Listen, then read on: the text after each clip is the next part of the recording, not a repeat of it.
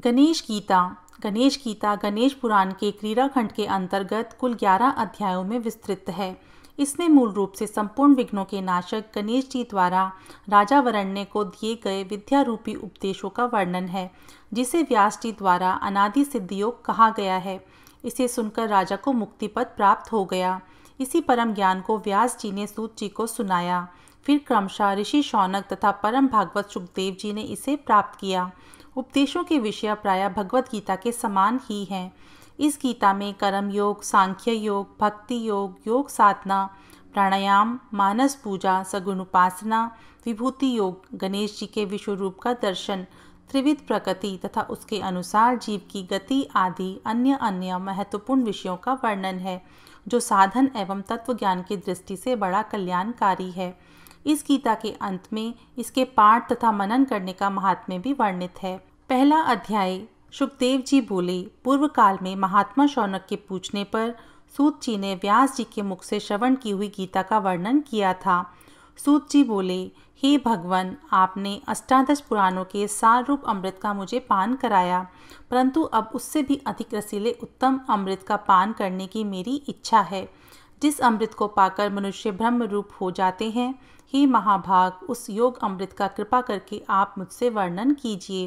व्यास जी बोले, हे सूत जी, योग मार्ग को प्रकाशित करने वाली गीता का अब तुमसे वर्णन करता हूँ, जिसको राजा वरण्य के पूछने पर संपूर्ण विघ्नों के नाशक गणेश जी ने कहा था। राजा वरण्य बोले, हे विघ्नेश्वर, हे महाभुज, हे सर्व विद्याओं के पंडित, हे संपूर्ण शास्त्र के तत्व को जानने वाले, आप मुझसे योग मार्ग का वर्णन कीजिए। श्री गजानन बोले, हे राजन, मेरी कृपा से तुम्हारी बुद्धि निर्मल और स्थिर हो गई है। सुनो, मैं योग अमृत से परिपूर्ण गीता तुमसे कहता हूँ। योग, इस शब्द का अर्थ ही योग नहीं, लक्ष्मी की प्राप्ति होने का नाम योग नहीं, विषय सुख की प्राप्ति होने का नाम योग नहीं, और इंद्रिय संपन्न होने का नाम भी योग नहीं है। हे राजन, माता पिता के समागम का नाम योग नहीं है, 8 प्रकार की सिद्धि और बंधु पुत्र आदि की प्राप्ति का नाम भी योग नहीं है, अत्यंत रूपवती स्त्री की प्राप्ति का नाम योग नहीं है, राज्य की प्राप्ति तथा हाथी घोड़े की प्राप्ति का नाम भी योग नहीं है, इंद्र पद की प्राप्ति का नाम योग नहीं है। योग द्वारा प्रिय सिद्धि की इच्छा तथा सत्यलोक की प्राप्ति को भी मैं योग नहीं मानता। हे राजन, शिव पद की प्राप्ति होना, वैष्णव पद की प्राप्ति होना, सूर्य चंद्र और कुबेर के पद की प्राप्ति होने का नाम भी योग नहीं है। वायु स्वरूप, अग्नि स्वरूप, देव स्वरूप, काल स्वरूप, वरुण स्वरूप, निवृत्ति स्वरूप अथवा संपूर्ण पृथ्वी के आधिपत्य पाने का नाम भी योग नहीं है। हे राजन, योग अनेक प्रकार का है, परंतु यथार्थ योग वही है जिसको पाकर ज्ञानी लोग विषयों को जीतकर ब्रह्मचर्य पूर्वक संसार से विरक्त हो जाते हैं। ज्ञानी लोग तीनों लोकों को वश में करके संपूर्ण जगत को पवित्र करते हैं। उनका हृदय दया से पूर्ण होता है और वे सत्पात्रों को भी ज्ञान प्रदान करते हैं। वे जीवन मुक्त होकर परम आनंद रूपी सरोवर में मगन रहते हैं और नेत्र मूंद कर अपने हृदय में स्थित पर ब्रह्म का दर्शन करते रहते हैं। योग से वशीभूत किए अपने चित्त में पर ब्रह्म का ध्यान करते हुए वे संपूर्ण प्राणियों को अपने समान समझते हैं। कहीं किसी प्रकार से स्वयं को छिपाए हुए, कहीं किसी से प्रताड़ित, कहीं किसी से बुलाए गए और कहीं किसी से आश्रित होकर दयापूर्ण हृदय से क्रोध को जीते हुए जितेंद्रिय वे योगी लोकों पर अनुग्रह करने के लिए ही पृथ्वी पर विचरते हैं। प्रिय राजन, वे केवल दह मात्र को ही धारण करने वाले, मिट्टी, पत्थर तथा स्वर्ण में समान दृष्टि रखने वाले, इस प्रकार के महाभाग पुरुष जिन योग के द्वारा दृष्टिगोचर हो जाते हैं, उस श्रेष्ठ योग को मैं तुमसे अब कहता हूँ, सुनो, जिसके श्रवण करने से प्राणी पापों से और भवसागर से मुक्त हो जाता है। हे राजन, शिव, विष्णु, शक्ति, सूर्य और मुझमें जो अभेद बुद्धि रूप योग है, उसी को मैं यथार्थ योग मानता हूँ। मैं ही अपनी लीला से अनेक वेश धारण करता हुआ इस जगत की उत्पत्ति, पालन और संहार करता हूँ। हे प्रिय, मैं ही महाविष्णु, मैं ही सदाशिव, मैं ही महाशक्ति और मैं ही सूर्य हूँ। एकमात्र मैं ही मनुष्यों का स्वामी हूँ। विष्णु, शिव, शक्ति, सूर्य तथा गणेश, इन 5 प्रकार से मैं पूर्व काल में उत्पन्न हुआ हूँ। मैं जगत के कारण का भी कारण हूँ। मुझको अज्ञानी लोग नहीं जानते। अग्नि, जल, पृथ्वी, आकाश, वायु, ब्रह्म, विष्णु, रुद्र, लोकपाल और 10 दिशाएं, 8 वसु मुनि, गो मनु, पशु, नदी, समुद्र, यक्ष, वृक्ष, पक्षियों के समूह, 21 स्वर्ग, नाग, 7 वन, मनुष्य, पर्वत, साध्य, सिद्ध, राक्षस इत्यादि सब मुझसे ही उत्पन्न हुए हैं। मैं ही सबका साक्षी, संपूर्ण जगत का नेत्र, सभी कर्मों से अलिप्त, निर्विकार, अप्रेम्य, अव्यक्त, संपूर्ण जगत में व्याप्त और अविनाशी हूँ। हे राजन, मैं ही अव्यय आनंद स्वरूप पर ब्रह्म हूँ। मेरी माया संपूर्ण जगत को तथा श्रेष्ठ पुरुषों को भी मोहित करती है। वह माया सदा काम, क्रोध आदि 6 विकारों में इन प्राणियों को लगा देती है।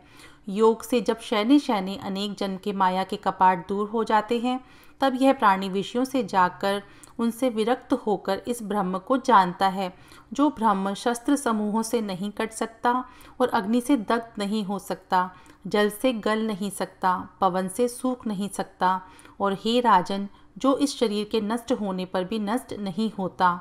वेदत्रयी में श्रद्धा रखने वाले तथा केवल कर्म करने वाले मूढ़ लोग श्रुति में कही हुई फल प्रतिपादक वाणी की ही प्रशंसा करते हैं, दूसरी बात को स्वीकार नहीं करते।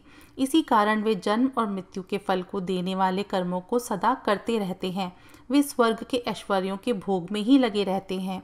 उन भोग बुद्धि वालों की चेतना नष्ट हो जाती है। हे राजन, वे स्वयं ही अपने निमित्त बंधन बांधते हैं। मूढ़ और कर्म पारायण मनुष्य संसार चक्र में पड़े रहते हैं। जिसके लिए जो कर्म विधान है, वह कर्म मुझे अर्पण कर देना चाहिए, तभी इन प्राणियों के कर्म रूप बीजों के महान अंकुर नष्ट हो सकते हैं। चित्त की शुद्धि ही विज्ञान की प्राप्ति में प्रधान साधन होती है। विज्ञान के द्वारा ही ऋषियों ने पर ब्रह्म को जाना है। हे राजन, इस कारण जो भी कर्म करें वह बुद्धि युक्त होकर करें। किसी को स्वकर्म और स्वधर्म का त्याग नहीं करना चाहिए। यदि कोई कर्म का त्याग करेगा तो उससे उसे सिद्धि की प्राप्ति नहीं होगी। ज्ञान में प्रथम अधिकार भी कर्म से ही प्राप्त होता है। कर्म से शुद्ध हृदय होकर साधक अभेद बुद्धि को प्राप्त होता है। उसी का नाम योग है, जिससे प्राणी अमर हो जाता है। हे राजन, मैं दूसरा उत्तम योग कहता हूँ, तुम उसे सुनो। पशु, मित्र, पुत्र, शत्रु, बंधु तथा प्रियजन में समान दृष्टि करनी चाहिए। बाहर भीतर एक सी दृष्टि रखते हुए सुख दुख, क्रोध, हर्ष, भय इनमें समान रहना चाहिए। रोग की प्राप्ति हो चाहे भोग की प्राप्ति हो, जय हो या विजय हो, लक्ष्मी की प्राप्ति हो या अप्राप्ति हो, हानि लाभ, जन्म मरण, इन सब में मन को समान रखना उचित है। संपूर्ण वस्तुओं में समान भाव से बाहर भीतर मुझे स्थित जानना। सूर्य, चंद्रमा, जल, अग्नि, शिव, शक्ति, वायु, ब्राह्मण, सरोवर, पापहारी, महानदी, तीर्थ क्षेत्र, विष्णु, संपूर्ण देवता, यक्ष, उरग, गंधर्व, मनुष्य और पक्षी, इन सब में जो मुझे सदा समान दृष्टि से देखता है, वही योग को जानने वाला कहलाता है। हे राजन, जो ज्ञान द्वारा इंद्रियों को विषय से हटाकर सर्वत्र समान बुद्धि रखता है, वही मेरी दृष्टि में योगी है। अपने धर्म में आसक्त चित्त वाले प्राणी की देव योग से जो आत्मा और अनात्मा के विचार की बुद्धि उत्पन्न होती है, उसी बुद्धि के योग का ही नाम योग है। और उस बुद्धि के ना होने से यह प्राणी धर्म अधर्म का त्याग कर देता है। इस कारण योग में बुद्धि लगाना उचित है। कर्तव्य कर्मों में कुशलता ही योग है। जितेंद्रिय और बुद्धिमान व्यक्ति धर्म और अधर्म के फल का त्याग करके जन्म बंधन से मुक्त होकर अनामय परम पद को प्राप्त होता है। जब प्राणी की बुद्धि अविद्या के अंधकार से अविद्या से रहित होगी, तब क्रम से इस प्राणी का साकाम वेद वाक्यों आदि में वैराग्य हो जाता है। जब तीनों वेदों में प्रतिपादित किए गए साकाम कर्म से यह बुद्धि पूर्णतः और परमात्मा में लगकर निश्चल हो जाती है, तब इस प्राणी को योग की प्राप्ति होती है। हे प्रिय, जब यह बुद्धिमान व्यक्ति मन की संपूर्ण इच्छाओं का त्याग कर दे और अपनी आत्मा में आप से ही संतुष्ट हो जाए, तब यह स्थिर बुद्धि कहलाता है। किसी प्रकार के भी संसारी सुखों में तृष्णा ना रखने वाला, दुख में अनुद्विन्न, भय, क्रोध और राग से रहित व्यक्ति ही स्थिर बुद्धि कहा गया है। जिस प्रकार से कछुआ सब ओर से अपने अंगों को सिकोड़ लेता है, इसी प्रकार से योगी को उचित है कि वह विषयों से इंद्रियों को समेट ले। भोजन त्यागने वाले साधक के विषय तो नष्ट हो जाते हैं, परंतु उनका अनुभव बना रहता है। ब्रह्म की प्राप्ति होने से वह राग भी नष्ट हो जाता है। हे राजन, इंद्रियगण मोक्ष के लिए प्रयत्न करने वाले विद्वान पुरुष का भी मन बलात् हर लेती है।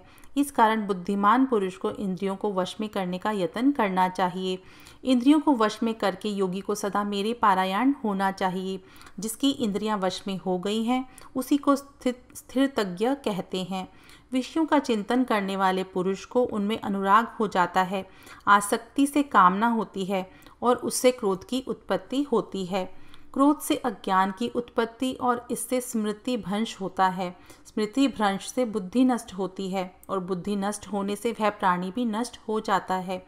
अनुराग और द्वेष से रहित अपने वश में आई इंद्रियों का विषयों का भोग करके भी चित्त को अपने वश में रखने वाले महापुरुष संतोष और शांति को प्राप्त करते हैं। संतोष की प्राप्ति होने से तीनों प्रकार के दुख नष्ट हो जाते हैं। इस प्रकार स्थिर प्रज्ञा वाले योगी का मन प्रसन्न रहता है। हे राजन, बिना चित्त प्रसन्न हुए बुद्धि की प्राप्ति नहीं होती और बुद्धि के बिना श्रद्धा नहीं होती, श्रद्धा के बिना शांति नहीं होती और शांति के बिना सुख नहीं होता। पवन जिस प्रकार नाव को जल में डुबो देता है, वैसे ही जो मन विषयों में विचरने वाले अवशीभूत इंद्रिय रूपी घोड़ों के पीछे भागता है, वह प्रज्ञा को हर लेता है। हे राजन, अज्ञान से आच्छादित संपूर्ण प्राणियों के लिए जो आत्मज्ञान रात्रि स्वरूप है, उसमें इंद्रियों को वश में करने वाले संयमी योगी जागते हैं और जिस विषय बुद्धि में संपूर्ण प्राणी जागते हैं वह विषय भोग ज्ञानियों के लिए रात्रि स्वरूप है। जिस प्रकार से नदियों आदि के सभी जल समुद्र में प्रवेश कर जाते हैं और उनकी तृप्ति नहीं होती, इसी प्रकार सब कामना पूर्ण होने वाले को भी शांति नहीं होती। इस कारण प्राणी को उचित है कि सब प्रकार से विषयों की ओर दौड़ती हुई इंद्रियों को वश में करे, तब उसकी बुद्धि स्थिर हो जाती है। जो ममत्व, अहंकार और सब कामनाओं का त्याग करता है, नित्य ज्ञान में मगन रहता है, वह ज्ञान से मुक्ति को प्राप्त हो जाता है। हे राजन, जो वृद्धावस्था को प्राप्त होकर भी देवगति से इस ब्रह्म यज्ञ युक्त बुद्धि को प्राप्त हो जाता है, वह जीवन मुक्त हो जाता है। इति श्री गणेश गीतायां प्रथमो अध्याय संपूर्णम। दूसरा अध्याय कर्म योग। वरण्य ने कहा, हे भगवान, आपने ज्ञान निष्ठा और कर्म निष्ठा दोनों का वर्णन किया। आप दोनों में से एक निश्चय कर जो कल्याणदायक है उसे कहिए। श्री गजानन बोले, हे प्रिय, इस चराचर जगत में मेरे द्वारा पहले वर्णित दो प्रकार की स्थिति है। सांख्य शास्त्र जानने वालों की ज्ञान योग से और कर्म के अधिकारी जनों की कर्म योग से शुद्धि होती है। कर्म में आसक्त जन कर्मों के आरंभ ना करने से निष्क्रिय हो जाते हैं। हे राजन, केवल कर्मों के त्याग देने से ही सिद्धि नहीं होती। किसी दशा में क्षण मात्र भी कर्म बिना किए कोई नहीं रह सकता। प्रकृति के स्वाभाविक तीनों गुण सबको ही आवश्यक करके कर्म कराते हैं।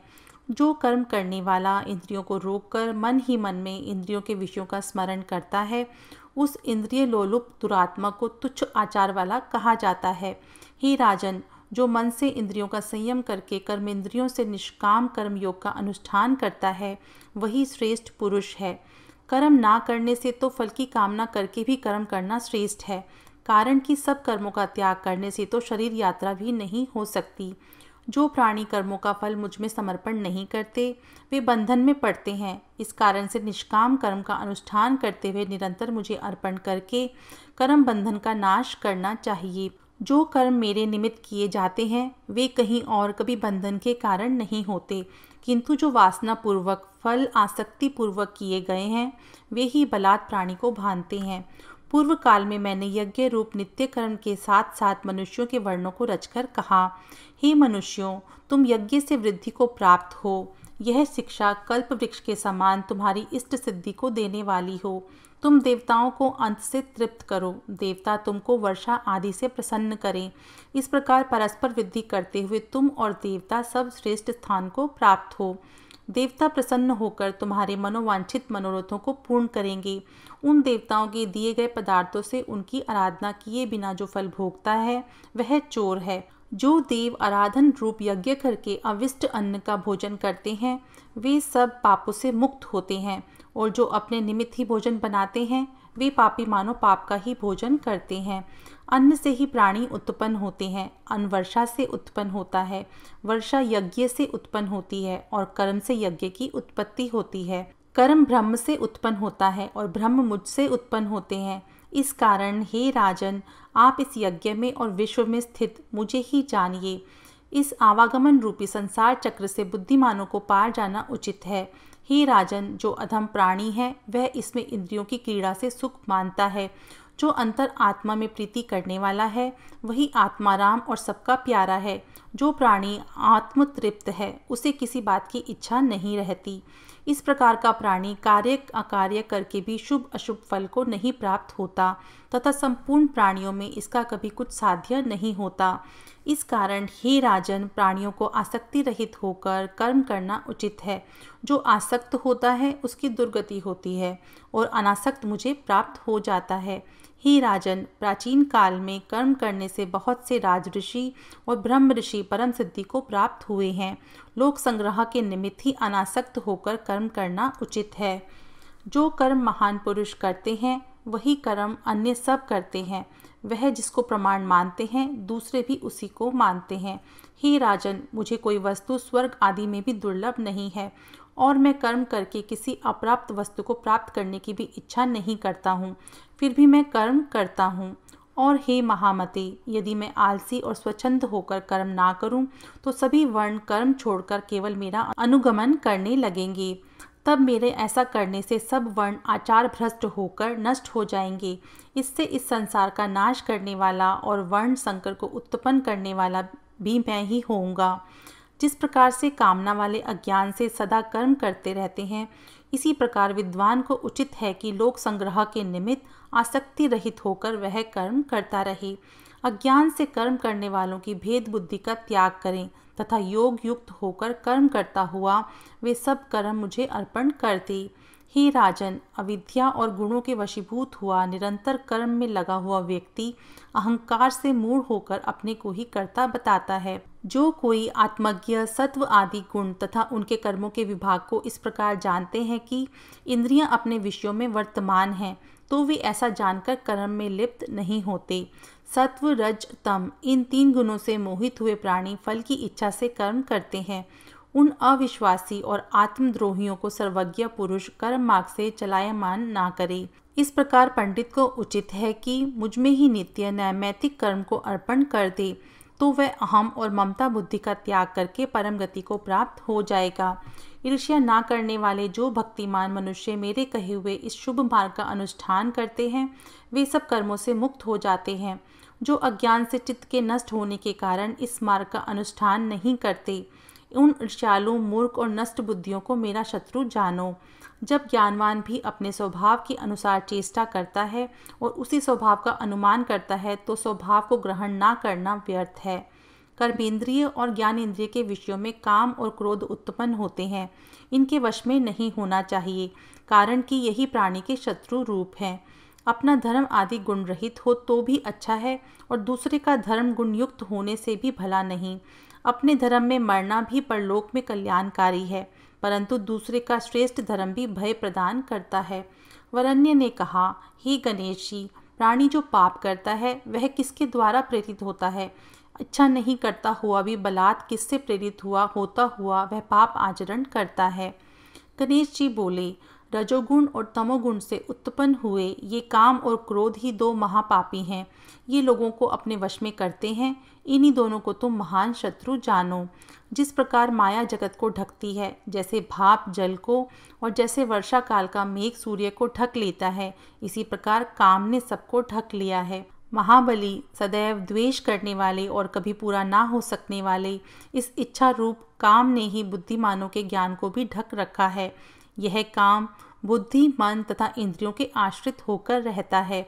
उन्हीं से ज्ञान को आच्छादित करके यह ज्ञानियों को भी मोहित करता रहता है। अतः पहले मन के सहित इंद्रियों को वश में करके ज्ञान और विज्ञान के नाश करने वाले इस मन उद्भव पापी काम को जीतना चाहिए। स्थूल देह से इंद्रियां परे हैं, इंद्रियों से परे मन है, मन से परे बुद्धि है और बुद्धि से परे आत्मा है। इस प्रकार बुद्धि से आत्मा को जानकर बुद्धि से ही मन को स्थिर करके काम रूपी शत्रु को मारकर परम पद को प्राप्त करना चाहिए। इति श्री गणेश गीतायाम द्वितीयो अध्याय संपूर्णम। तीसरा अध्याय ज्ञान योग।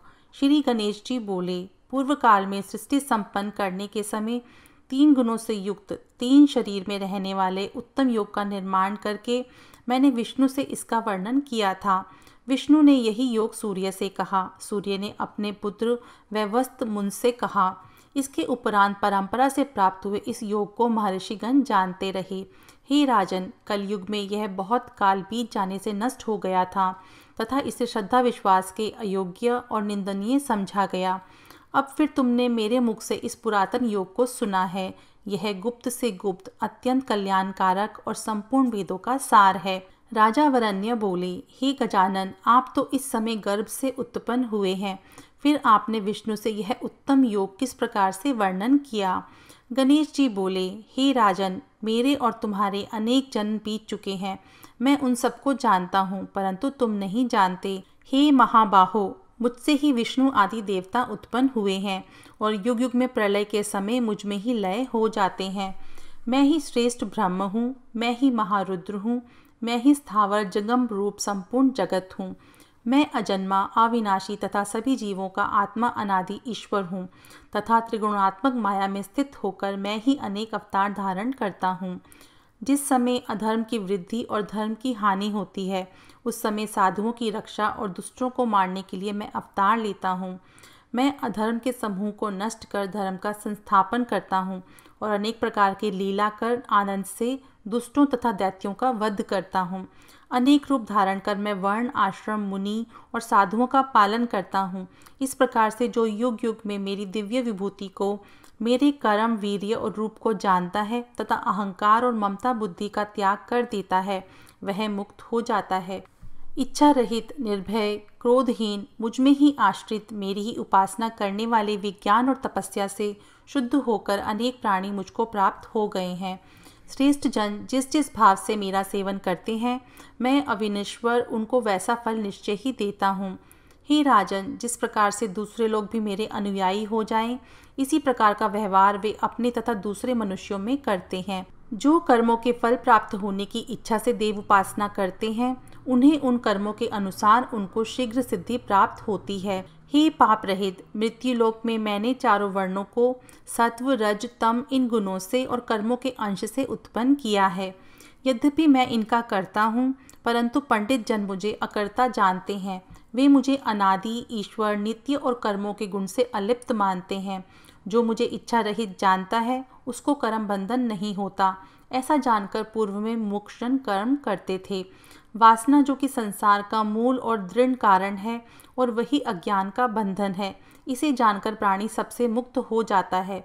क्या कर्म और क्या अकर्म है, यह मैं अब तुमसे कहता हूँ। इसके जानने में बुद्धिमान ऋषिगण भी मोह को प्राप्त होकर मौन हो गए हैं। हे प्रिया, कर्म, अकर्म और विकर्म का तत्व मुक्ति की इच्छा करने वालों को जानना आवश्यक है। ये तीनों ही कर्म हैं, इनकी गति जानना महाकठिन है। क्रिया में अक्रिया का ज्ञान और अक्रिया में क्रिया की बुद्धि जिसकी होती है, वही इस लोक में सभी कर्मों का करने वाला होकर भी मुक्त हो जाता है। जो कर्मों के अंकुर से रहित अर्थात संकल्प और कामना रहित कर्म करते हैं, तत्व के जानने से उस बुद्धिमान की सारी क्रियाएं दग्ध हो जाती हैं, ऐसा पंडित जन कहते हैं। जो फल की इच्छा को छोड़कर साधनहीन होकर भी सदा तृप्त रहते हैं, यदि वे कर्म करने में लगे हों तो भी वे कुछ नहीं करते हैं। जो इच्छा रहित, आत्मजित एवं संपूर्ण परिग्रह का परित्याग किए हैं, ऐसे प्राणी यदि घर में रहकर कर्म भी करें तो उन्हें कुछ पातक नहीं लगता। जो द्वंद्व और ईर्ष्याहीन होकर सिद्धि असिद्धि में समान दृष्टि रखते हुए जो कुछ प्राप्त हो उसी में संतुष्ट रहते हैं, ऐसे प्राणी कर्म को करते हुए भी लिप्त नहीं होते। संपूर्ण विषयों से मुक्त और ज्ञान विज्ञान युक्त प्राणी के सारे कर्म यज्ञ ही हैं और उसकी सारी क्रियाएं विलीन हो जाती हैं। अग्नि, होम का द्रव्य, हवन करने वाले और जो आहुति मुझे अर्पण की जाती है, वह सब मैं ही हूँ। इसे ब्रह्म स्वरूप से देखकर जो हवन करता है वह ब्रह्म को ही प्राप्त होता है, क्योंकि वह ब्रह्म में ही लगा रहता है। कोई योगी देव यजन को यज्ञ कहते हैं, दूसरे ब्रह्म रूप अग्नि में यज्ञ करने को यज्ञ मानते हैं। हे राजन, कोई योगी संयम रूप अग्नि में श्रोत्र आदि इंद्रियों का हवन करते हैं, कोई इंद्रिय रूपी अग्नि में शब्द आदि विषयों की आहुति देते हैं, कोई दूसरे ज्ञान में जलती हुई वैराग्य रूपी अग्नि में संपूर्ण इंद्रिय, कर्म और प्राणों का हवन करते हैं, कोई द्रव्य यज्ञ का अनुष्ठान कर, कोई तपस्या से, कोई स्वाध्याय से, कोई महात्मा तीव्र व्रत से और कोई ज्ञान से मेरा यजन करते हैं। जो पूरक से प्राण वायु में अपान को और रेचक से प्राण का अपान में हवन करते हैं और कुंभक के अनुष्ठान से प्राणापान की गति को रोक लेते हैं, वे प्राणायाम में परायण होते हैं। दूसरे नित्य आहार होकर 5 प्राणों में 5 प्राणों की आहुति देते हैं। इस प्रकार अनेक प्रकार के यज्ञों में निरत योगी यज्ञ द्वारा पापों का नाश करते हैं।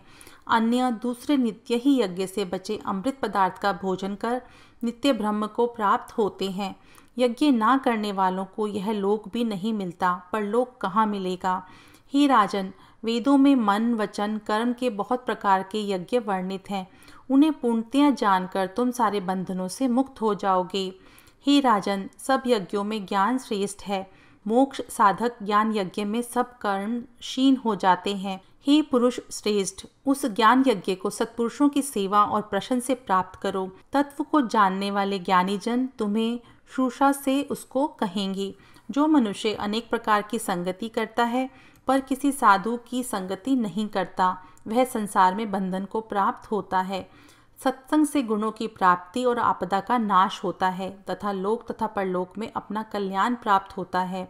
हे राजन, अन्य सब तो सुलभ है, परंतु सत्संग बड़ा दुर्लभ है। जिसके जानने से फिर संसार के बंधन में नहीं आना होता, उसे जानना आवश्यक है। सत्संग से ज्ञान मिलने पर यह सब प्राणियों को अपने में ही देखता है। इससे अतिपापी प्राणी भी मुक्त हो जाता है। जिस प्रकार से प्रचंड जलती अग्नि सबको क्षण में भस्म कर देती है, इसी प्रकार ज्ञान अग्नि में पाप पुण्य दोनों प्रकार के कर्म सद्य नष्ट हो जाते हैं। हे राजन, ज्ञान के समान और कोई वस्तु पवित्र नहीं है। योग सिद्ध महात्मा उस ज्ञान को यथा समय स्वयं ही प्राप्त करते हैं। इंद्रियों को वश में करने वाला भक्तिमान तत्पर पुरुष ही ज्ञान को प्राप्त कर सकता है और ज्ञान प्राप्त होने से थोड़े समय में ही वह मुक्ति को प्राप्त हो जाता है।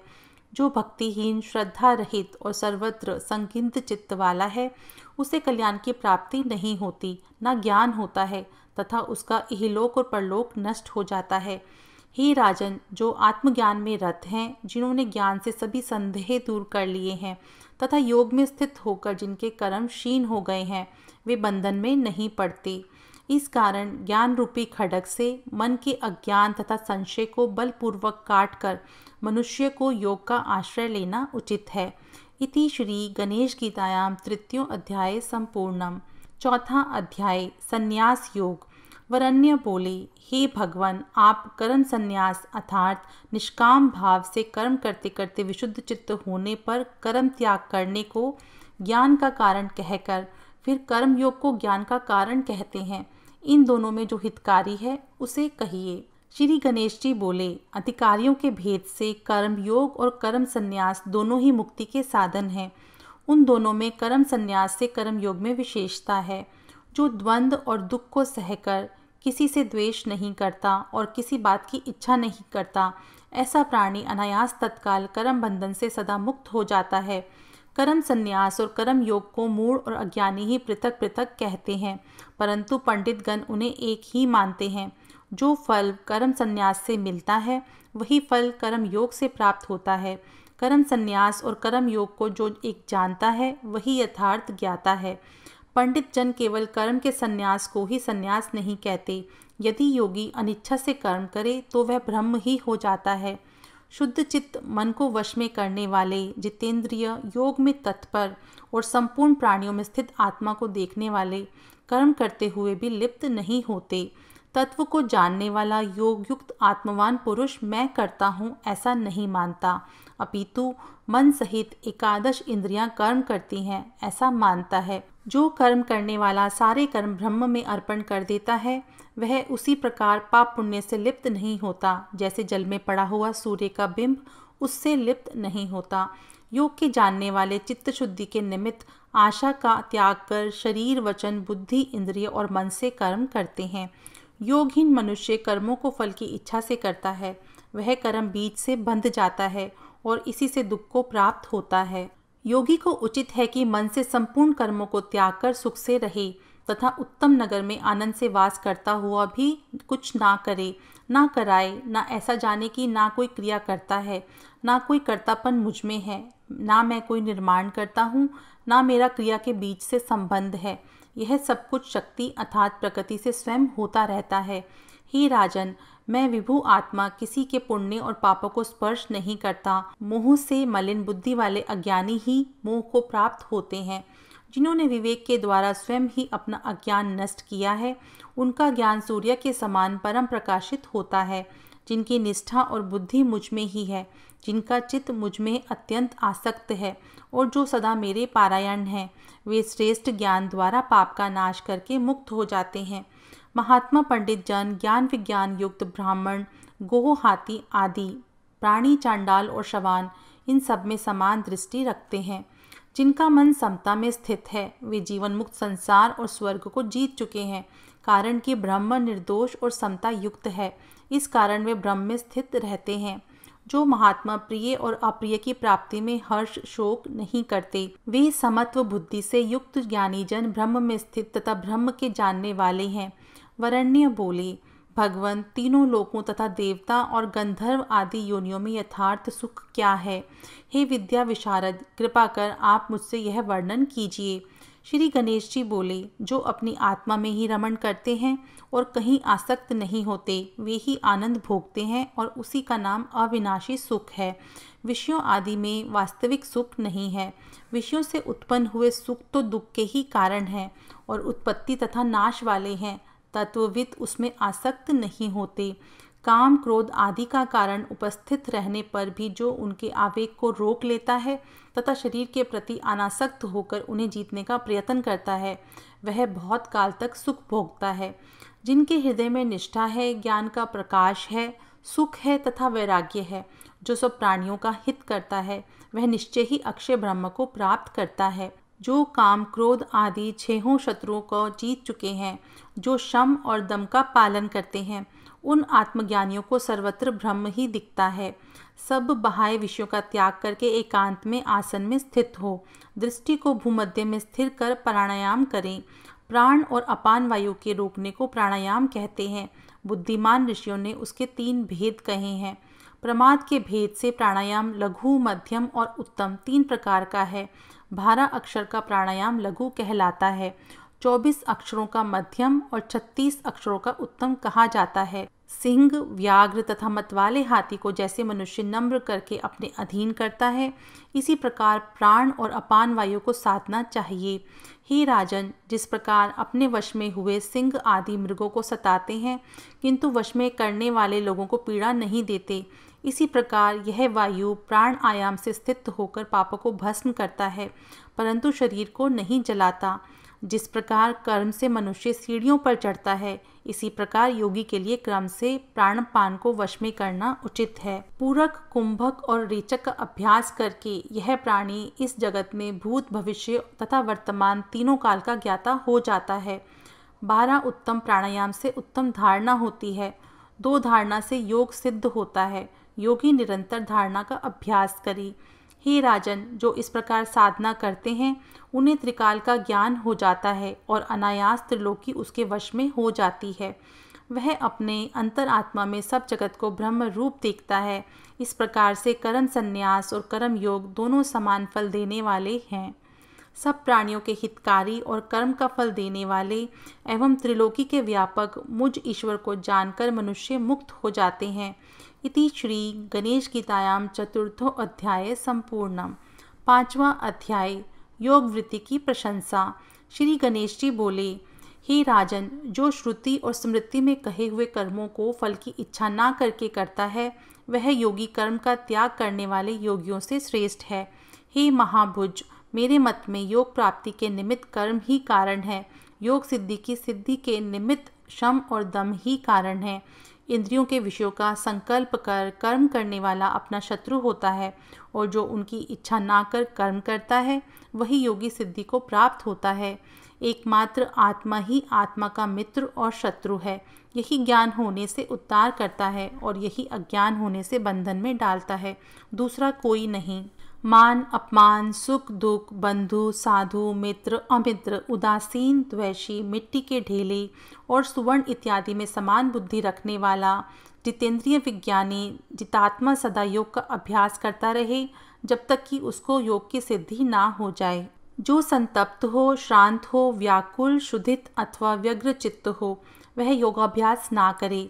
अति शीतकाल अथवा अति उष्ण, अग्नि, वायु और जल की अधिकता देश वाले, जिस स्थान में ध्वनि अधिक हो, जो टूटा फूटा हो, गोष्ठ, अग्नि के निकट, जल के निकट, कूप के निकट, शमशान, नदी, दीवार के निकट तथा जहाँ शुष्क पर्ण का शब्द सुनाई पड़ता हो, चैत्य वृक्ष के नीचे, बांबी वाले स्थान में और पिशाच आदि से युक्त स्थान में योग, ध्यान, पारायण योगी योगाभ्यास ना करे। स्मृति का लोप होना, गूंगापन, बधिरता, मंदता, ज्वर, जड़ता, ये सब दोष अज्ञान से योगी को होते हैं।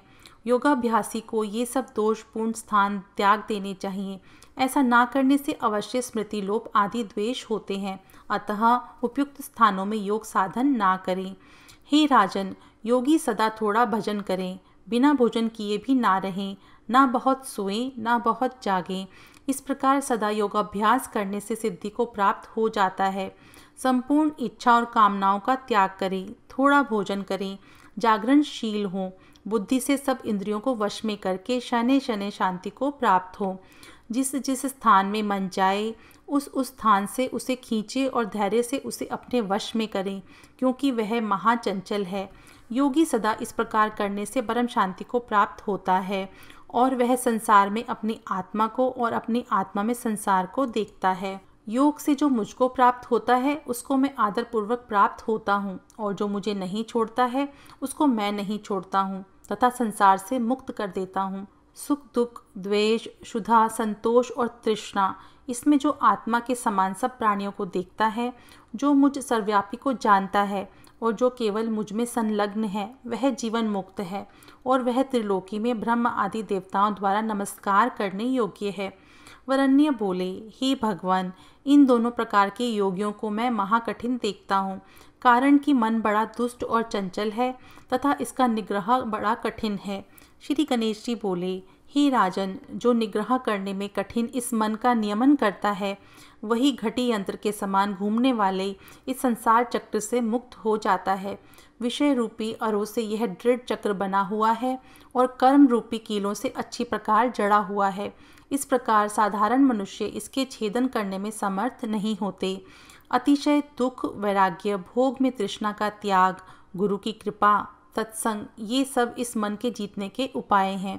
योग सिद्धि के निमित्त अभ्यास से मन को अपने वश में करें। हे वरन्य, बिना मन के जीते योग महाकठिन है। वरन्य बोले, हे भगवान, योग भ्रष्ट को किस लोक की प्राप्ति होती है, उसकी क्या गति होती है और क्या फल होता है। हे सर्वज्ञ, हे बुद्धि रूपी चक्र को धारण करने वाले, मेरे इस संदेह का छेदन कीजिए। श्री गणेश जी बोले, हे राजन, योग भ्रष्ट पुरुष दिव्य देह धारण कर स्वर्ग में जाते हैं। वहाँ उत्तम सुख भोग कर पुनः शुद्ध योगियों के कुल में जन्म लेते हैं और फिर पूर्व जन्मों के संस्कार से यह योगी होता है। कोई भी पुण्य कर्म करने वाला नरक को नहीं जाता। हे राजन, ज्ञान निष्ठा से, तप की निष्ठा से अथवा कर्म निष्ठा से जो मुझ में भक्ति करता है, वह अत्यंत श्रेष्ठ योगी है। इति श्री गणेश गीतायां पंचमो अध्याय संपूर्णम। छठा अध्याय, श्री गणेश जी का राजा वरन्य को अपने तात्विक स्वरूप का परिचय देना। श्री गणेश जी बोले, हे राजन, इस प्रकार मुझ में मन लगाकर मेरा वह तत्व जानो, जिसके जानने से मुझे सर्वगत और यथार्थ जानकर मुक्त हो जाओगे।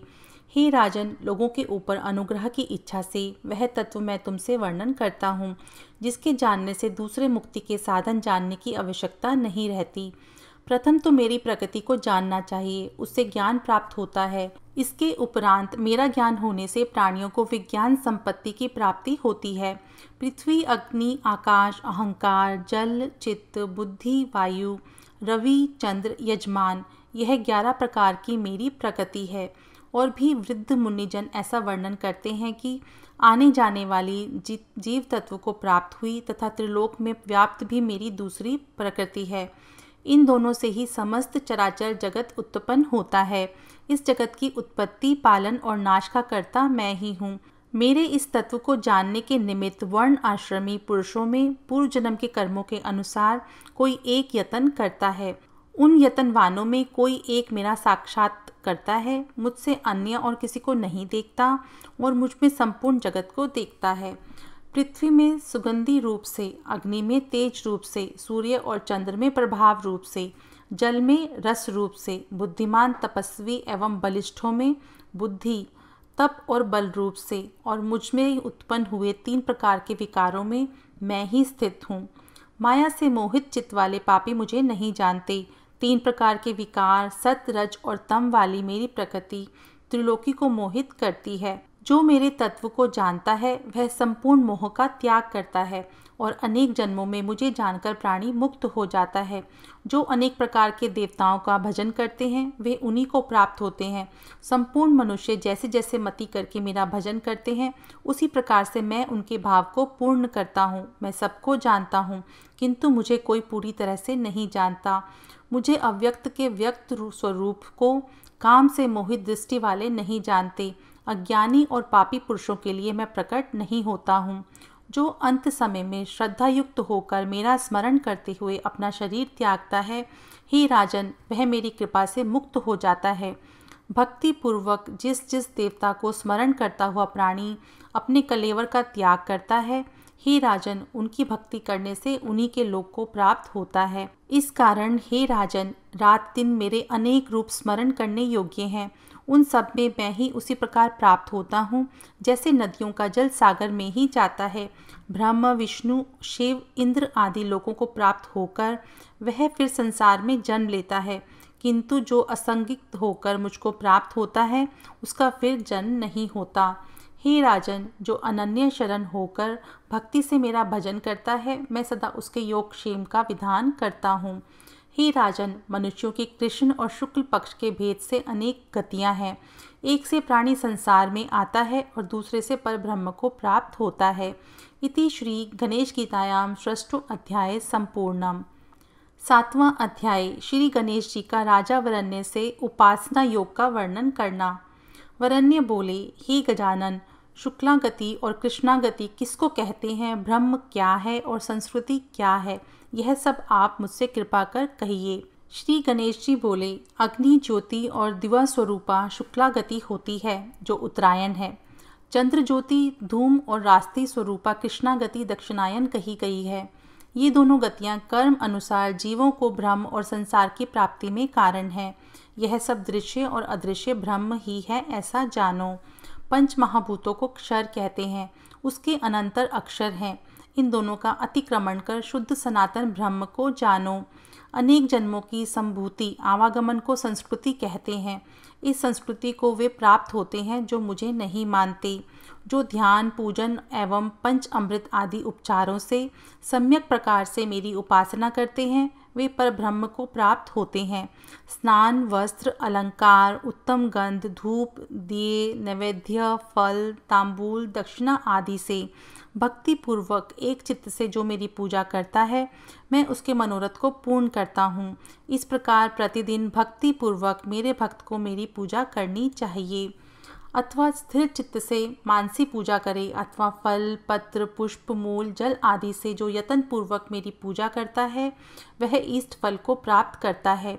तीनों प्रकार की पूजा में मानसी पूजा श्रेष्ठ है। वह भी यदि कामना रहित होकर की जाए तो अति उत्तम है। ब्रह्मचारी, गृहस्थ अथवा वानप्रस्थ या सन्यासी अथवा और कोई मेरी एक पूजा को करता है वह सिद्धि को प्राप्त होता है। मुझे छोड़कर और मुझसे द्वेष कर जो अन्य किसी देवता का भक्ति से पूजन करता है, हे राजन, वह भी मेरी ही पूजा करता है किंतु विधि पूर्वक नहीं। जो अन्य देवता का अथवा मेरा पूजन करके द्वेष करता है वह सहस्त्र कल्प वर्ष तक नरक में पड़कर सदा दुख भोगता है। प्रथम भूत शुद्धि करके फिर प्राणायाम करें, फिर चित्त की वृत्तियों का निरोध करके न्यास करें, अंतरात्मा का न्यास करके फिर बाहर आत्मा का न्यास तथा षडंग न्यास करें। इसके उपरांत मूल मंत्र का न्यास करके ध्यान करें और स्थिर चित्त से गुरुमुख से सुने हुए मंत्र का जप करें। फिर देवता के निमित्त जप को निवेदन कर अनेक प्रकार से स्तोत्र का पाठ करें। इस प्रकार से जो मेरी उपासना करता है वह सनातनी मुक्ति को प्राप्त होता है। जो मनुष्य उपासना से हीन है उसे धिक्कार है और उसका जन्म वृथा है। यज्ञ, औषध, मंत्र, अग्नि, आज्य, हवि और हुत यह सब मेरा ही स्वरूप है। ध्यान, ध्येय, स्तुति, स्तोत्र, नमस्कार, भक्ति, उपासना वेद त्रयी से जानने योग्य पवित्र पितामह का पिता सब मैं ही हूँ। ओमकार, पावन, साक्षी, प्रभु, मित्र, गति, लय, उत्पत्ति, शोषक, बीज, शरण, इस प्रकार असत, सत, मृत्यु, अमृत, आत्मा, ब्रह्म, दान, होम, तप, भक्ति, जप, स्वाध्याय, यह सब मैं ही हूँ। यह जो कुछ भी करे सब मुझे निवेदन कर दे। मेरा आश्रय करने वाले स्त्री, दुराचारी, पापी, क्षत्रिय, वैश्य, शूद्र आदि भी मुक्त हो जाते हैं। फिर मेरे भक्त द्विजाति की तो बात ही क्या है। मेरा भक्त इन विभूतियों को जानकर कभी नष्ट नहीं होता। मेरे प्रभव, उत्पत्ति और मेरी विभूतियों को देवता और ऋषि भी नहीं जानते। मैं अनेक विभूतियों से विश्व में व्याप्त होकर स्थित हूँ। जो जो इस लोक में श्रेष्ठतम है वह सब मेरी विभूति हैं, ऐसा समझो। इति श्री गणेश गीतायाम सप्तमो अध्याय संपूर्णम। 8वां अध्याय श्री गणेश जी का राजा वरन्य को अपने विराट रूप का दर्शन कराना। वरन्य बोले, हे भगवान, नारद जी के मुख से मैंने आपकी अनेक विभूतियों का श्रवण किया है। उन्हें मैं जानता हूँ, सब नहीं जानते, क्योंकि संपूर्ण विभूति तो नारद जी भी नहीं जानते। हे गजानन, आप ही उन सबको तत्व से जानते हैं। इस समय आप अपना मनोहर और व्यापक रूप मुझे दिखाइए। श्री गणेश जी बोले, अकेले मुझ में ही तुम यह चराचर संसार देखो और अनेक प्रकार के दिव्य आश्चर्य देखो, जो पूर्व काल में किसी ने नहीं देखे हैं। मैं अपने प्रभाव से तुमको ज्ञान नेत्र देता हूँ, क्योंकि मुझ सर्वव्यापक, अजन्मा और अव्यय को चरम चक्षु नहीं देख सकते। ब्रह्म जी बोले, तब वे राजा वरण्य दिव्य दृष्टि को प्राप्त होकर भगवान गणेश जी के महान अद्भुत परम रूप को देखने में समर्थ हुए। असंख्य शोभायमान मुख, असंख्य सूंड एवं हाथ और सुगंधि से लिप्त, दिव्य भूषण, वसन और माला से शोभित, असंख्य नेत्र, करोड़ों सूर्यों की किरणों के समान प्रकाशित, आयुध धारण किए उनके शरीर में राजा ने अलग अलग तीनों लोक देखे। यह ईश्वर का परम रूप देख प्रणाम करके राजा वरन्य बोले, हे भगवान, मैं आपकी इस देह में देवता, ऋषिगण और पितरों को देख रहा हूँ। हे विभो, मैं 7 पाताल, 7 समुद्र, 7 द्वीप, 7 पर्वत, 7 महर्षि और अनेक पदार्थों के समूह देख रहा हूँ। मैं पृथ्वी, अंतरिक्ष, स्वर्ग, मनुष्य, सर्प, राक्षस, ब्रह्म, विष्णु, महेश, इंद्र, देवता और अनेक प्रकार के जंतुओं को देख रहा हूँ। मैं अनादि, अनंत, लोकादि, अनंत भुजा और सिरों से युक्त तथा जलती हुई अग्नि के समान प्रकाशमान अप्रेममय पुरातन आपको देख रहा हूँ। मैं किरीट, कुंडल धारण किए, कठिनाई से देखने योग्य, आनंददायक तथा विशाल वक्षस्थल युक्त आप प्रभु का दर्शन कर रहा हूँ। देवता, विद्याधर, यक्ष, किन्नर, मुनि, मनुष्य, नित्य करती हुई अप्सराओं और गान करते हुए गंधर्वों से आपका स्वरूप सेवित है। 8 वसु, 12 आदित्यों के गण, सिद्ध्य, साध्य, ये सब प्रसन्नतापूर्वक आपकी सेवा करते और महाभक्ति से विस्मय को प्राप्त होकर आपको देखते हैं। ये आपको ज्ञाता, अक्षर, वैद्य, धर्म के रक्षक, पाताल, दिशा, स्वर्ग और पृथ्वी में व्यापक और ईश्वर जानते हैं। आपके रूप को देखकर संपूर्ण लोक तथा मैं भी डर गया हूँ। यह आपका मुख अनेक तीक्ष्ण ढाणों से भयंकर है तथा आप अनेक विद्याओं के परगामी हैं। प्रलय की अग्नि के समान दीप्तिमान आपका मुख है, जिसकी जटाएं आकाश को छूती हैं। हे गणेश जी, आपका यह रूप देखकर मैं भ्रांत हो गया हूँ। देवता, मनुष्य, नाग आदि और खग तुम्हारे उदय में शयन करते हैं। वे अनेक योनियों को भोगकर अंत में आप में ही उसी प्रकार प्रवेश करते हैं, जैसे सागर से उत्पन्न हुए मेघ के जल बिंदु फिर उसी में लीन हो जाते हैं। इंद्र, अग्नि, यम, निरृति, वरुण, वायु, कुबेर, ईशान, सोम, सूर्य और संपूर्ण जगत, यह सब आप ही हैं। हे स्वामिन, मैं आपको नमस्कार करता हूँ। आप मेरे ऊपर अब कृपा करें। आप मेरे द्वारा पूर्व में देखा हुआ अपना सौम्य रूप मुझे दिखाइए। हे भूमन, अपनी इच्छा से क्रीड़ा करने वाले आपकी लीला को कौन जान सकता है। आपकी कृपा से मैंने इस प्रकार का ऐश्वर्यशाली रूप देखा, क्योंकि आपने प्रसन्न होकर मुझे ज्ञान चक्षु दिए थे। श्री गणेश जी बोले, हे महाबाहु, योग न करने वाले मेरे इस स्वरूप का कभी भी दर्शन नहीं पाते। सनकादि तथा नारद आदि मेरे अनुग्रह से इस रूप का दर्शन करते हैं। चारों वेदों के अर्थ के तत्व को जानने वाले, संपूर्ण शास्त्रों में कुशल यज्ञ, दान और तप करने वाले भी मेरे इस रूप को नहीं जानते। मैं भक्ति भाव से जानने, दिखने और प्राप्त होने के योग्य हूँ। अब तुम भय और मोह को त्याग कर मेरे सौम्य रूप को देखो। हे राजन, जो भक्त मेरे पारायण एवं सर्व संग त्यागी होकर सब कर्म मुझ में ही समर्पित करते हैं और क्रोध त्याग कर सर्व प्राणियों में समान दृष्टि रखते हैं, वे मुझको ही प्राप्त होते हैं। इति श्री गणेश गीतायाम अष्टम अध्याय संपूर्णम। 9वां अध्याय सगुण उपासना की श्रेष्ठता, क्षेत्र, ज्ञान तथा ज्ञेय का वर्णन। वरन्य बोले, हे भगवान मूर्तिमान, आपकी जो अनन्य भाव से उपासना करते हैं और जो अक्षर एवं परम अव्यक्त आपकी उपासना करते हैं, उनमें श्रेष्ठ कौन है? हे विभो, आप सब जानने वाले, सबके साक्षी, भूत भावन ईश्वर हैं। इस कारण मैं आपसे पूछता हूँ, आप कृपा कर कहिए। श्री गणेश जी बोले, जो भक्त मूर्तिमान मेरी भक्ति पूर्वक उपासना करता है, वह हृदय में मुझे धारण करने वाला अनन्य भक्तिमान मुझे मान्य है। संपूर्ण इंद्रियों को अपने वश में करके सब प्राणियों का हित करता हुआ जो अक्षर, अव्यक्त, सर्वव्यापी और कूटस्थ स्थिर ब्रह्म का ध्यान करता है तथा जो जानने में अशक्य मेरी उपासना करता है, वह भी मुझे ही प्राप्त करता है। उसका भी मैं संसार सागर से उद्धार करता हूँ। अव्यक्त ब्रह्म की उपासना करने वाले जनों को अधिक क्लेश भोगना पड़ता है।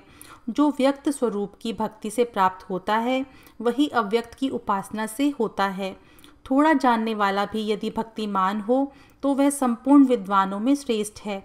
इसमें मुख्य कारण भक्ति ही है। जो भक्ति विहीन होकर भजन करता है, वह चांडाल है, और जो जन्म से चांडाल होकर भी मेरा भक्ति पूर्वक भजन करता है, वह उस ब्राह्मण से श्रेष्ठ है। शुक आदि तथा सनक आदि ऋषिगण भक्ति से ही मुक्त हुए हैं और भक्ति से ही नारद और चिरजीवी मार्कंडेय आदि मुझको प्राप्त हुए हैं। इस कारण भक्ति से मन और बुद्धि मुझ में लगानी चाहिए। हे राजन, भक्ति पूर्वक मेरा यजन करोगे तो मुझको ही प्राप्त होगे। हे राजन, यदि मुझ में अपना मन ना लगा सको तो अभ्यास योग से मुझे प्राप्त होने का यत्न करो, और जो यह भी ना हो सके तो जो कुछ कर्म करो उसे मुझे अर्पित करो। मेरी कृपा से तुम परम शांति को प्राप्त होगे। और यदि यह भी ना कर सको तो यत्न पूर्वक तीनों प्रकार के कर्मों के फल त्याग करो। प्रथम मुझ में बुद्धि लगाना श्रेष्ठ है, उससे ध्यान श्रेष्ठ है, उससे संपूर्ण कर्मों का त्याग श्रेष्ठ है, इससे अत्यंत श्रेष्ठ शांति है। जो अहंकार का त्याग करने वाला, ममता बुद्धि से रहित, द्वेष ना करने वाला, सब में करुणा रखने वाला और लाभ अलाभ, सुख दुख, मान अपमान में एक दृष्टि रखने वाला है, वह मेरा प्रिय है। जिसको देखकर किसी को भय नहीं होता और जो मनुष्यों से भय युक्त नहीं होता है, उद्वेग, भय, क्रोध और हर्ष से जो रहित हो, वही मेरा प्रिय है। शत्रु, मित्र, निंदा, स्तुति, हर्ष, शोक में जिसका चित्त एक है, जो मौनी, स्थिर चित्त, भक्तिमान और असंग है, वह मेरा प्रिय है।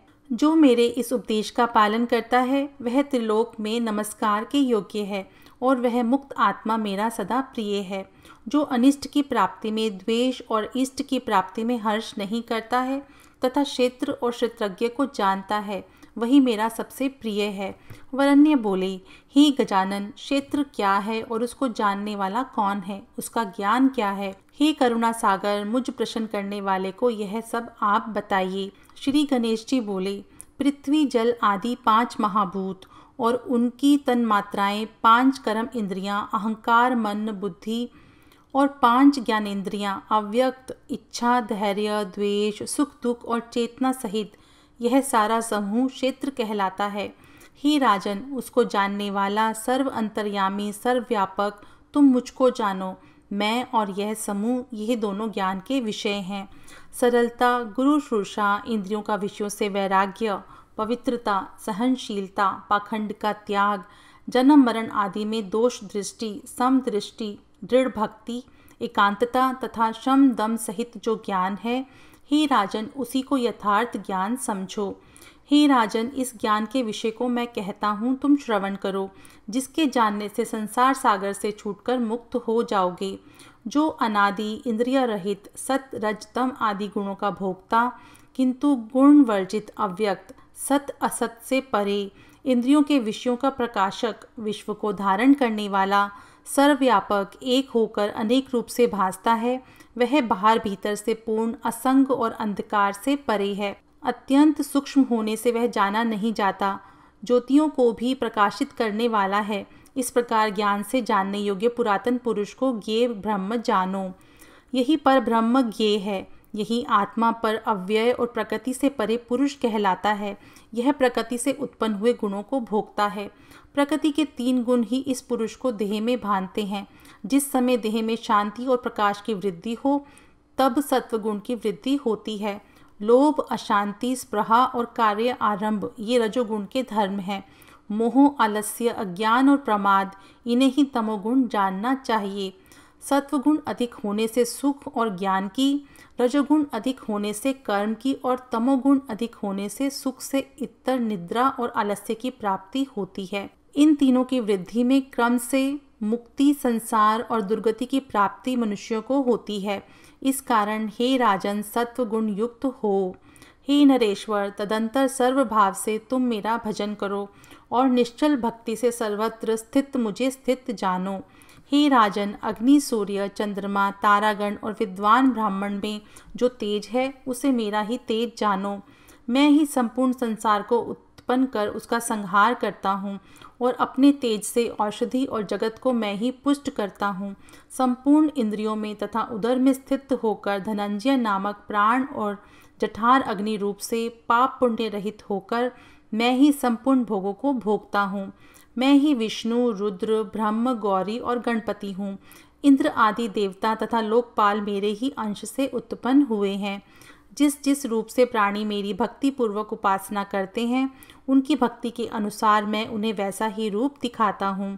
हे राजन, इस प्रकार क्षेत्र, ज्ञाता, ज्ञान और ज्ञेय का विषय तुमसे मैंने वर्णन किया। जो तुमने पूछा था वह सब मैंने बता दिया।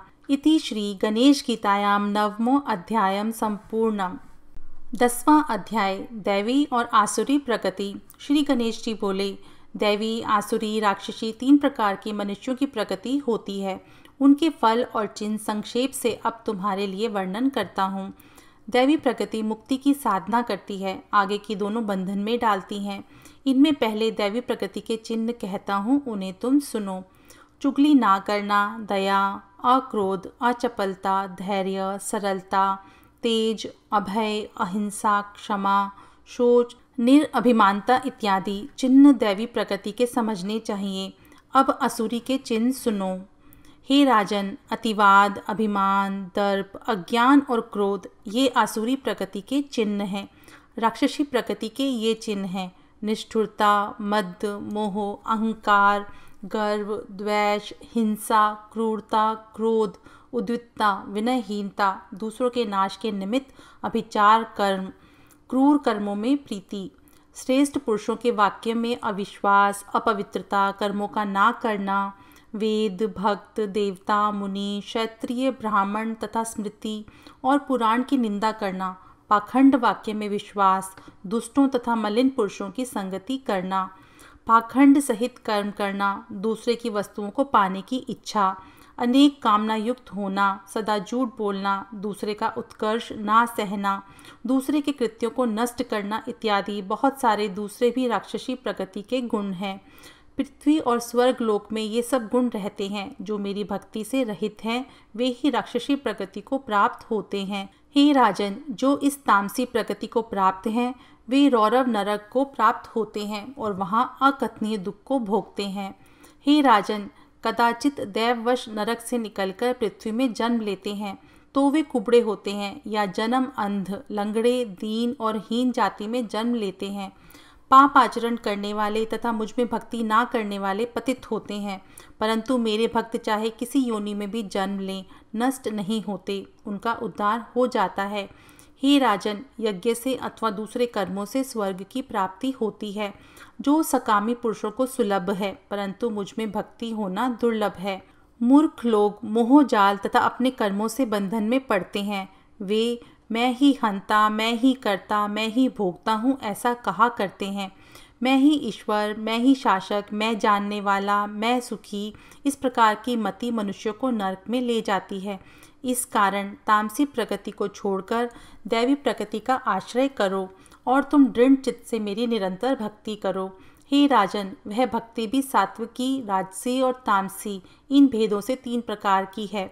जिस भक्ति से देवताओं का भजन किया जाता है वह कल्याणकारिणी सात्विकी भक्ति कही गई है। जन्म मृत्यु देने वाली राजसी कही गई भक्ति वह है जिसमें सर्वभाव से यक्ष और राक्षसों की पूजा होती है।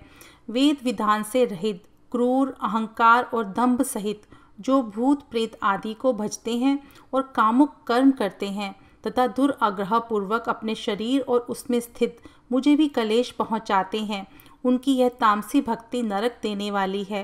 काम, लोभ, क्रोध, दंभ ये नरक के 4 महाद्वार हैं। इस कारण इनको त्यागना चाहिए। इति श्री गणेश गीतायाम 10वां अध्यायम संपूर्णम। 11वां अध्याय तप, दान, ज्ञान, कर्म, कर्ता, सुख दुख, बाह्य एवं वर्ण अनुसार कर्मों के भेद तथा गणेश गीता की महिमा। श्री गणेश जी बोले, हे राजन, कायिक, वाचिक और मानसिक इन भेदों से तप भी 3 प्रकार का है। ऋजुता, आर्जव, पवित्रता, ब्रह्मचार्य, अहिंसा, गुरु, पंडित, ब्राह्मण एवं देवता का पूजन करना तथा नित्य स्वधर्म का पालन करना, यही कायिक तप है। मर्मस्पर्शी प्रिय वचन बोलना, उद्वेग रहित हितकारी और सत्य भाषण करना, वेद शास्त्रों का पढ़ना, यह वाचिक तप है। अंतःकरण में प्रसन्नता, शांति, मौन, जितेंद्रियता, सदा निर्मल भाव रखना, यह मानसिक तप है। निष्काम भाव और श्रद्धा से जो तप किया जाता है वह सात्विक है। ऐश्वर्य और सत्कार पूजा के निमित्त तथा दंभ सहित जो किया जाता है वह राजसी तप है। राजसी तप निश्चय ही जन्म मृत्यु और अस्थिरता को देने वाला है और जिसमें दूसरों को तथा अपने को पीड़ा हो वह तामस तप कहा गया है। विधि युक्त उत्तम देश काल में सत्पात्र को श्रद्धा पूर्वक जो दान दिया जाता है वह सात्विक दान कहा गया है। उपकार या फल की कामना से मनुष्य जो दान करते हैं तथा ऐसा दान जो कलेश पूर्वक अथवा भक्ति के कारण दिया जाए वह राजसी दान कहलाता है। जो देश काल रहित अपात्र में अवज्ञा पूर्वक दिया जाता है और जो दान अपमान पूर्वक दिया जाता है वह तमोगुणी दान कहा गया है। हे राजन, मन लगाकर सुनो। ज्ञान भी 3 प्रकार का है, कर्म और कर्ता भी 3 प्रकार के हैं, वह मैं प्रसंग से कहता हूँ। जो अनेक प्रकार के प्राणियों में एक मुझको ही देखता है तथा नाशवान भूतों में मुझ नित्य को जानता है, हे राजन, वह सात्विक ज्ञान है। जो अनेक उन भूतों से मुझे प्रतीक भाव का आश्रय लेकर और अव्यय जानते हैं, इस ज्ञान का नाम राजस है।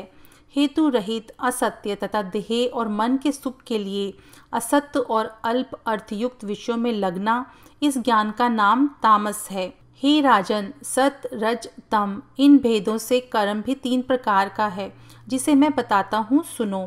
कामना, द्वेष और दंभ रहित जो नित्य कर्म है और फल की इच्छा से रहित जो कर्म किया जाता है वह सात्विक कहलाता है। जो बहुत कलेश पूर्वक तथा फल की इच्छा से किया गया है और जिसको मनुष्य दंभ पूर्वक करते हैं वह राजस कर्म कहलाता है। और जो अपनी शक्ति के बाहर तथा अर्थ का क्षय करने वाला कर्म अज्ञान पूर्वक किया जाता है वह तामस कर्म कहा गया है। इसी प्रकार हे राजन, 3 प्रकार के कर्ता होते हैं जिन्हें मैं बताता हूँ। हे राजन, धैर्य और उत्साह युक्त, सिद्धि असिद्धि में समान दृष्टि वाला, विकार और अहंकार से रहित सात्विक कर्ता कहलाता है।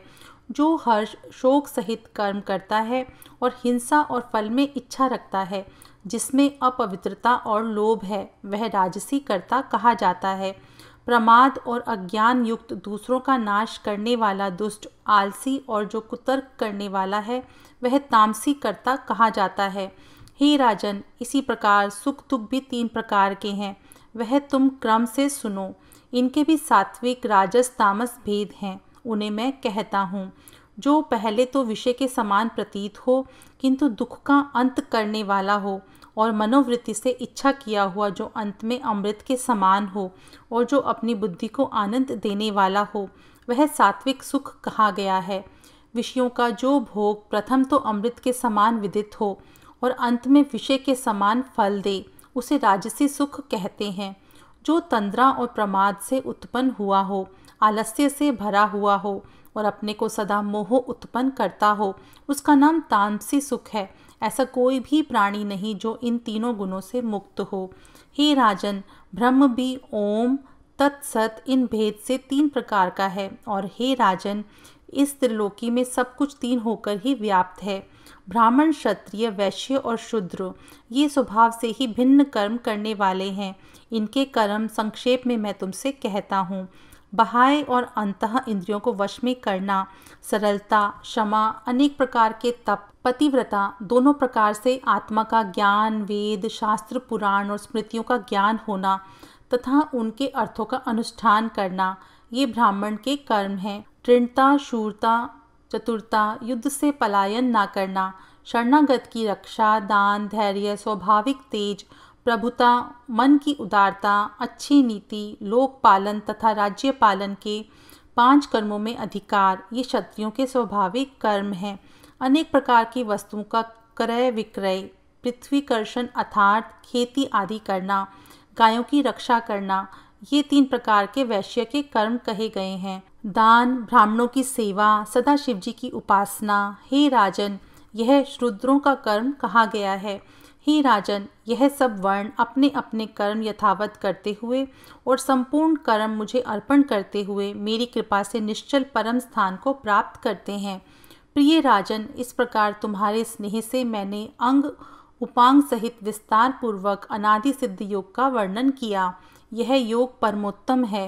हे राजन, मेरे द्वारा कहे गए इस योग को धारण करो और किसी से इसे मत कहो। इसे तुम गुप्त रखोगे तो परम उत्तम सिद्धि को प्राप्त करोगे। व्यास जी बोले। इस प्रकार प्रसन्नचित्त महात्मा गणेश जी के वचन सुनकर राजा वरन्य ने उनके वचन के अनुसार आचरण किया। राज्य और कुटुंब को त्याग कर वेग से वह वन को चला गया और उपदेश किए गए योग में स्थित होकर मुक्त हो गया। इस महागुप्त योग का जो कोई श्रद्धा से श्रवण करता है वह भी मुक्ति को ही प्राप्त हो जाता है, जिस प्रकार योगी होते हैं। जो बुद्धिमान इस योग को स्वयं प्राप्त करके दूसरों को सुनाता है वह भी योगी के समान मुक्त हो जाता है। जो इस गीता का भली प्रकार अभ्यास कर तथा गुरु मुख से इसका अर्थ जानकर गणेश जी की पूजा कर प्रतिदिन 1 काल, 2 काल अथवा 3 काल में पाठ करता है वह ब्रह्म स्वरूप को प्राप्त हो जाता है और उसके दर्शन से भी मनुष्य मुक्त हो जाता है। ना यज्ञ, ना व्रत, ना दान, ना अग्निहोत्र, ना महादन, ना सांगोपांग वेदों के उत्तम ज्ञान और अभ्यास, ना पुराणों के श्रवण, ना भली भांति चिंतन किए हुए शास्त्रों से भी ऐसे ब्रह्म की प्राप्ति होती है जैसे इस गीता से मनुष्यों को प्राप्त होती है।